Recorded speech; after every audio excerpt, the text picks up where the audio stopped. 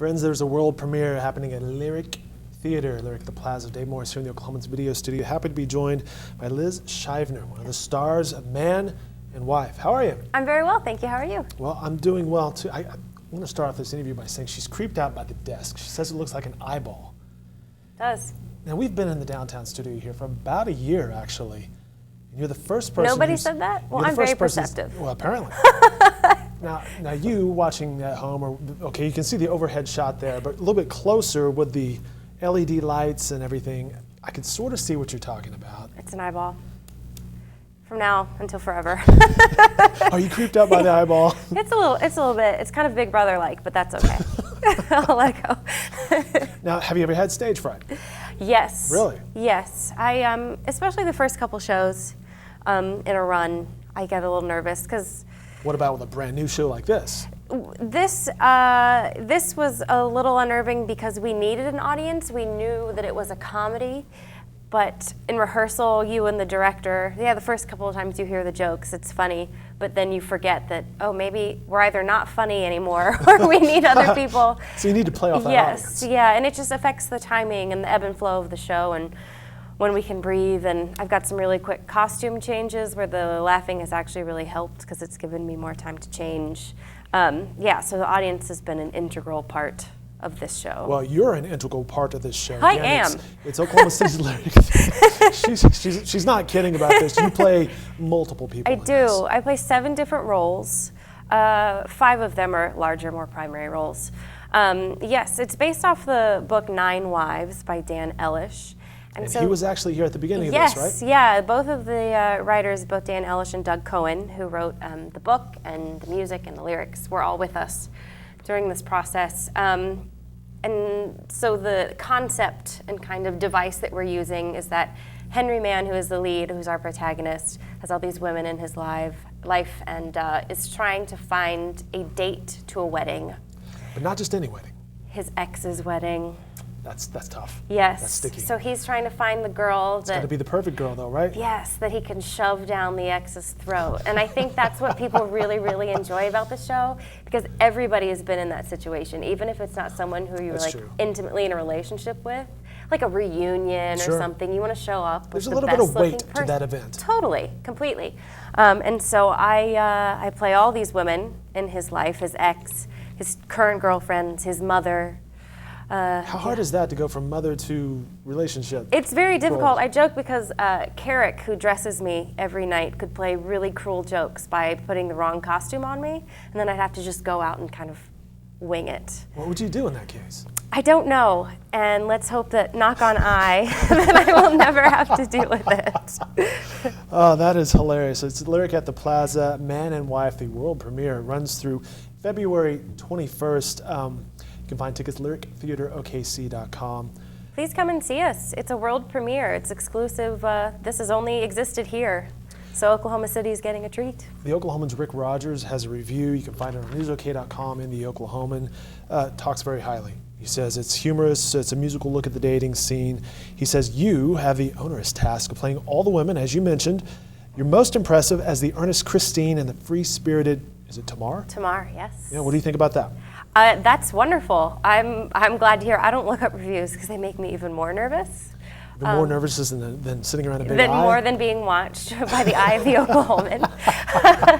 It's like we're CBS all of a sudden. Yeah, and just being, just knowing that my work is coming off, that he believes that I'm 2 different characters is very comforting. Well, that's good because that's what you're going for. Yes. All right, now before we let you off the eye desk here and join James over here to perform a song, let's back up for just a second. Where are you from? I'm from Reynoldsburg, Ohio, originally. Where's that? It's a suburb of Columbus. Okay. Yeah. And how did you get into the old stage business? I grew up in a musical family. My dad was always singing, and my mom did plays in high school, but neither of them pursued it.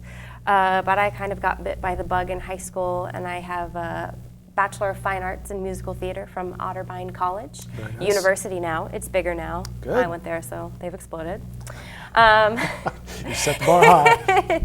And then in 2009, when I graduated, I moved to New York. Just packed the bags and went to the big city. And just went for it. It's kind of the epicenter, and that's where you go to try it. And Good for you. I've been fairly lucky, so Can't complain. Okay, then how did you go from New York City to Michael Barron and Lyric Theater?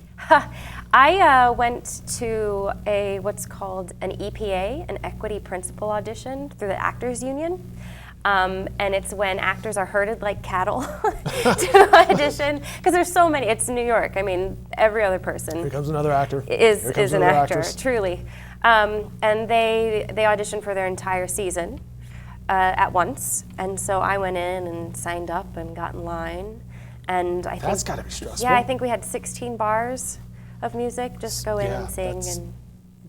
Really fast. Yes, yeah, and I was lucky because it's hard to be noticed in calls like that because they just see hundreds of people in a little room. So what did they tell you that they noticed about you? Was it the personality? Was it the voice? Was it? I think it was. I think it was the sense of comedy. I would hope.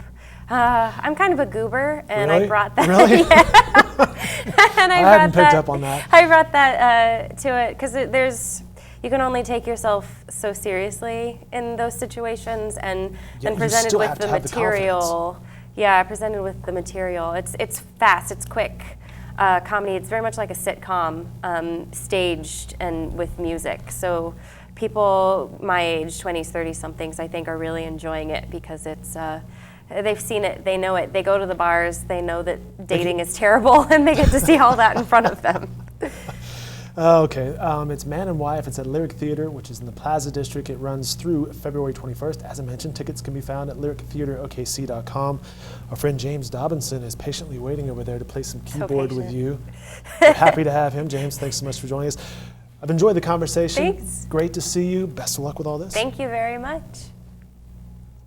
Hi there, this is It's Only a First Date from Man and Wife, written by Doug Cohen and Dan Ellish.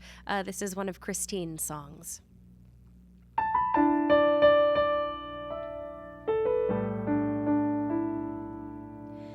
Maybe you will never know his favorite band at Woodstock, his favorite film by Hitchcock, the books he's read, his touch in bed.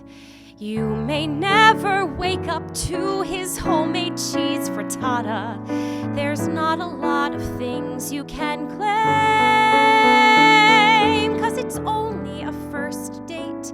It's far from a lifetime, no investment, so there's no return.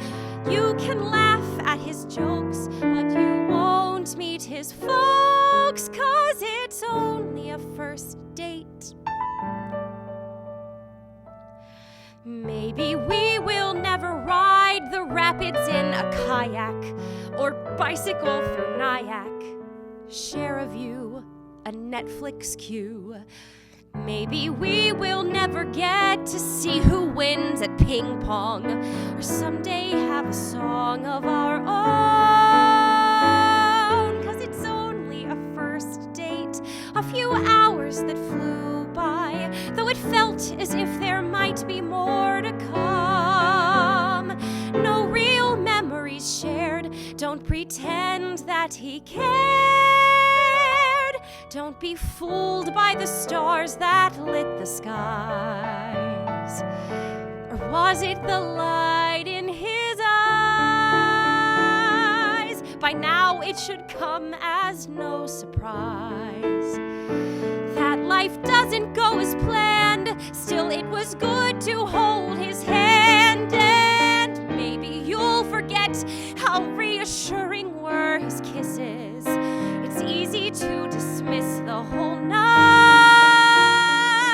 'cause it's only an hors d'oeuvre. It's hardly an entree, but it kind of dulls the hunger for a while. You'll forget by next week, but remember his smile, for it's only a dance, it's only a meal, it's only a guy, so come on, get real. There's no chance in hell that he feels what you feel, 'cause it's only a first date. Nothing more.